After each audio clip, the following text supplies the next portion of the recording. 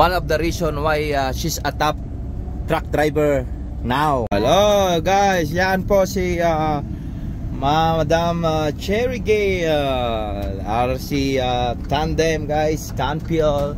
Dito po tayo sa I-15. Ito yung one of the reason why she's a top truck driver now. Yan. Oh, yan na. Yan na po. Kasi dito niya naranasan ang katigasan ng ulo niya. From top. At mabigat kami nun guys. Mabigat kami. Kita nyo doon. Yun. O, kita nyo. I-zoom ko lang guys ha. Yun. O, kita nyo. Doon kami papunta guys. Medyo malalim din to. Matiwarik. Matiwarik. 6% palusong to.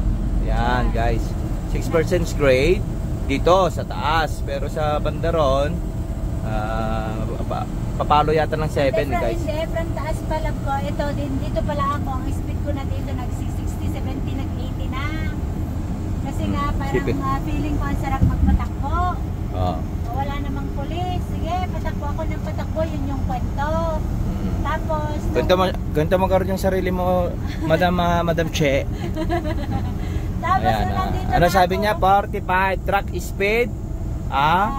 Limit is 45 miles per hour guys. Dito ako guys nag-80. Oh, nag-80 miles daw siya. Pagpatakbo, sige, bilis kasi walang masyadong sasakyan dito. Yung ganito siya, nakikita niyo ganyan. Nung unang mga araw ko sa tracking, talagang enjoy na enjoy ako sa speed. May gusto ko mabilis, gano'n. Wala akong pakialam sa ticket, wala akong pakialam sa pulis. Basta gusto ko mag-enjoy lang ako hanggang dahil sa pag-enjoy ko, alam ko naman na pinarana sa akin ng Panginoon yon para naging truck driver daw ako according to my husband. Kita nyo naman po. Kita nyo ang ginagawa niya guys pagkan nyo, hindi na siya nag-hihit ng brake. Yan.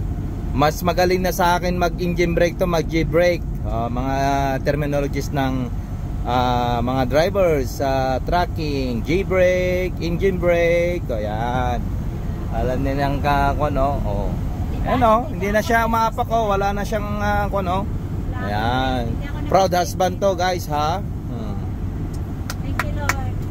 Tinuro din yan ng aking katandem kung paano namin gagawin. Yan. At saka dinuro ko naman bago siya nagtigas. Nalala matigas ang ulo nung una guys.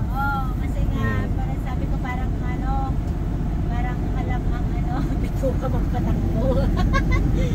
Pero ayun nga, natuto ako dahil sa aking pagkakamali na muntik talagang as in talaga guys. Sunod! Tumawag talaga kami ng 911 for your information para hindi naman namin tinatago yung experience na yun guys. Para hindi nyo natularan guys yung mga bago sa industry sa career na to. Wag na nang tularan si Madam Cherry. Huwag magpatakbo ng 80 miles per hour dito, lalo na California pala, speed lang nila dito.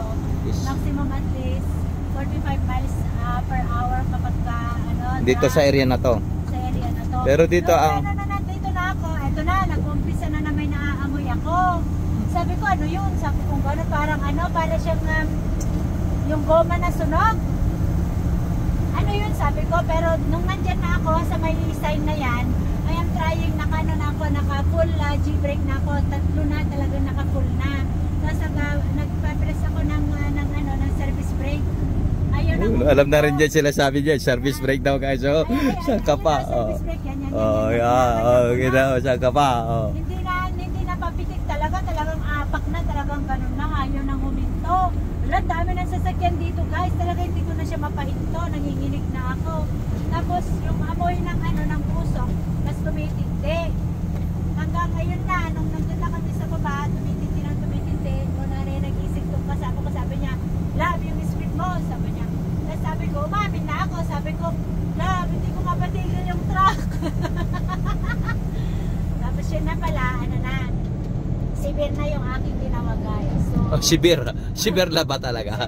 Inamin mo rin. Napausok ko siya guys. Lumaki yung maliit na mata. Ay, malaki rin din pala mata niya. Yung malaking kita ko, mas lalong kumita. Tapos yun na, so ngayon at nakakakita ko ng mga nasusunog na mga truck guys, nanginginig ako. Hanggang ngayon, I'm telling you, it's been a year. Yung ano ko, yung... Almost 1 year na. More than 1 year na. More than a year nga.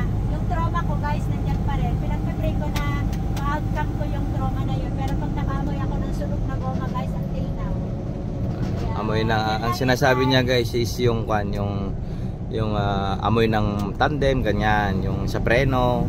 Yan. Reclining yung sinasabi niya guys. Oh. Malakas daw nakatutok yung buka ko sa may cellphone. Ayan sa kabila open guys, yung mga nandito po sa I-15 papauwi po is bound. Just to let you know guys, ang ating Scaleway station is open. So guys, hanggang dito na lang po ang aming sharing. Tapos i-share namin mamaya kung saan kami huminto. Gusto may preno ko muna to?